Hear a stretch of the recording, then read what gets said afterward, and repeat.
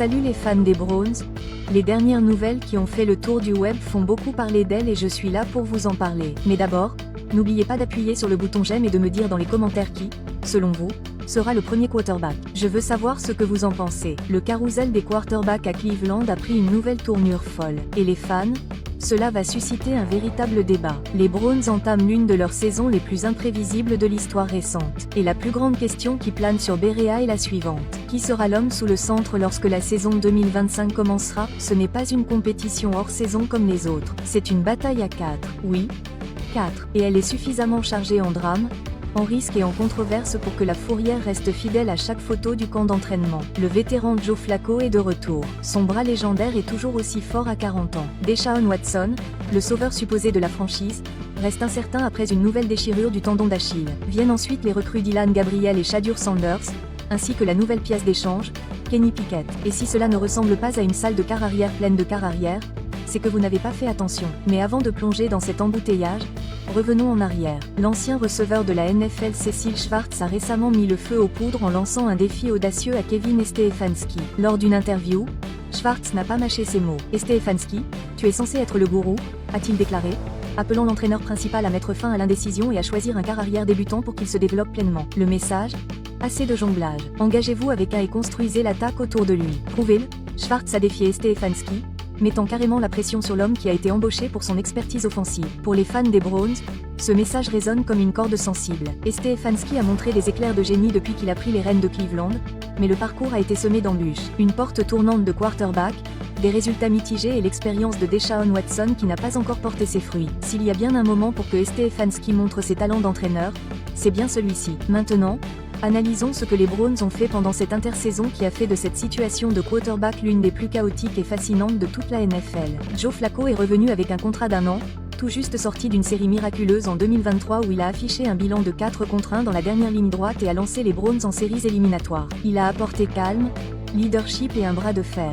Mais il a également apporté des pertes de balles, 13 touchdowns, oui, mais 8 interceptions en seulement 5 matchs, suivi de 2 autres interceptions lors d'une défaite en wildcard contre Houston. Il a été licencié à la fin de la saison afin que les Browns puissent se réengager envers Watson. Mais maintenant que Watson souffre de tendon d'Achille et qu'il n'est pas certain de pouvoir jouer en 2025, Flacco est de retour. Et selon Myles Garrett, il a le vestiaire derrière lui.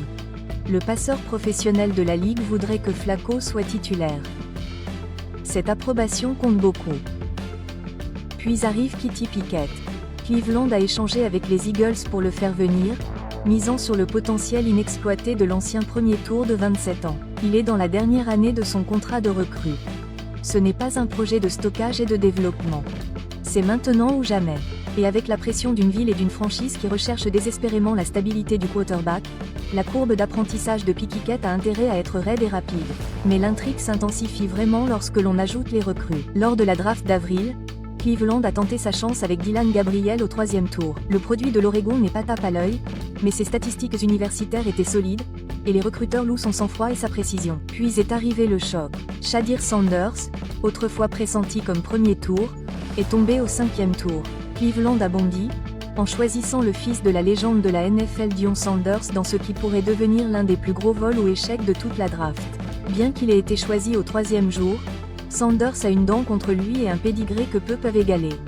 Et il reçoit déjà le soutien de la ligue. Le quarterback des Saints, Spencer Rattler, un autre rookie qui a également connu des difficultés en chemin vers la NFL, a fait l'éloge de Sanders dans le Rich Eisen Show. Il va suivre son propre chemin. Je sais qu'il sera formidable, a déclaré Rattler, louant la force mentale et l'éthique de travail de Sanders. Ce vote de confiance peut sembler faible, mais dans une salle pleine d'options incertaines, chaque avantage compte. Alors, que faire maintenant? Les Browns ne peuvent pas se permettre de jongler avec les 4 quarterbacks indéfiniment. Des décisions sont imminentes. Et peut-être le facteur le plus convaincant, Cleveland détient 2 choix de premier tour pour la draft de l'année prochaine, une draft que beaucoup considèrent comme l'une des meilleures classes de QB de mémoire récente. Mais pour savoir s'il faut utiliser ces choix pour un autre quarterback, les Browns doivent savoir ce qu'ils ont en interne. De vrais partis et une évaluation sérieuse sont nécessaires. Cela signifie que quelqu'un comme Gabriel Sanders Pickett doit être titulaire, pas seulement assis derrière un pont vieux de 40 ans à Flacco, pas seulement regarder Watson se rééduquer et espérer. Et Stefanski doit choisir une direction maintenant. Et le noyau de receveurs larges des Browns, c'est loin d'être un produit fini. Cleveland n'a pas drafté de receveur large cette année, mais ils auraient pu quand même décrocher le jackpot. La recrue non draftée Luke Floria a fait tourner les têtes toute la saison morte. L'analyste de la NFL Lance Reese a fait une comparaison étonnante. Julian Edelman, même sens du slot, même style de jeu courageux, même côté outsider. Les statistiques de Floria à Kent State n'impressionneront personne. 699 yards et 7 touchdowns en 2024. Mais sa course sur route, sa rapidité et sa ténacité pourraient bien lui valoir une place dans une équipe qui cherche désespérément à être constante dans le jeu de passe. C'est une autre couche du mystère des Browns. De nouveaux quarterbacks, un receveur potentiel, un entraîneur principal sous le feu des critiques. Tout cela se prépare pour un camp d'entraînement qui promet d'être le plus scruté depuis des années. Maintenant, je veux avoir de vos nouvelles. Qui devrait être le titulaire des Browns lors de la première semaine? Et Stefanski devrait-il écouter Cécile Schwartz et choisir une recrue? Flacco devrait-il faire une dernière tentative? Ou Kenny Pickett mérite-t-il une vraie chance de relancer sa carrière? Donnez-nous vos commentaires. Et tandis que le drame des quarterbacks occupe le devant de la scène, un courant sous-jacent plus profond tourbillonne sous la surface à Cleveland. Un courant qui pourrait très bien définir non seulement la saison 2025, mais aussi la direction de la franchise pour les années à venir. La réalité est la suivante. Les Browns se sont mis dans une impasse.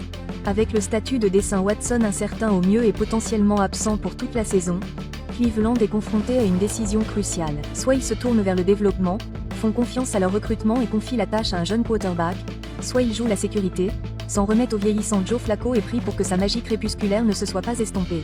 Le risque est de gâcher une saison entière sans obtenir de vraies réponses. Et c'est là que le dilemme de Stefanski devient encore plus urgent, car il ne s'agit pas seulement d'entraîner des quarterbacks. Il s'agit d'identité, de vision. Stefanski a été recruté avec la promesse de construire une attaque durable, qui pourrait fonctionner malgré les blessures ou les incohérences. Mais s'il ne peut pas développer Gabriel ou Sanders, s'il ne peut pas guider Pickett tout au long d'une année décisive, alors tout le système d'entraînement est remis en question. C'est pourquoi les commentaires de Cécile Short ont été si percutants. Ce n'était pas qu'une pique, c'était un signal d'alarme. Et pour une équipe avec Myles Garrett à son apogée, une ligne offensive solide et un réel potentiel en séries éliminatoires, perdre une année de plus sans plan clair au poste de QB pourrait être catastrophique. Les fans le savent. Le vestiaire le sait. C'est maintenant à Stefanski de montrer qu'il le sait aussi. Et n'oublions pas l'effet d'entraînement.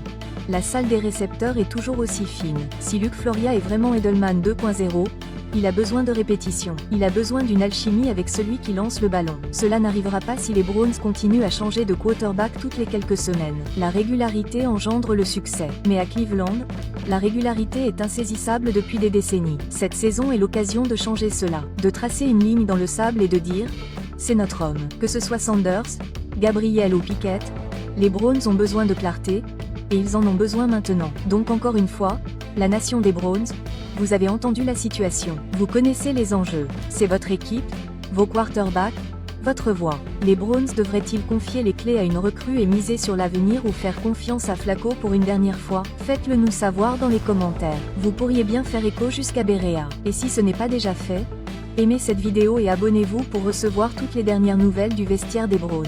Nous ne faisons que commencer. Allez les Browns!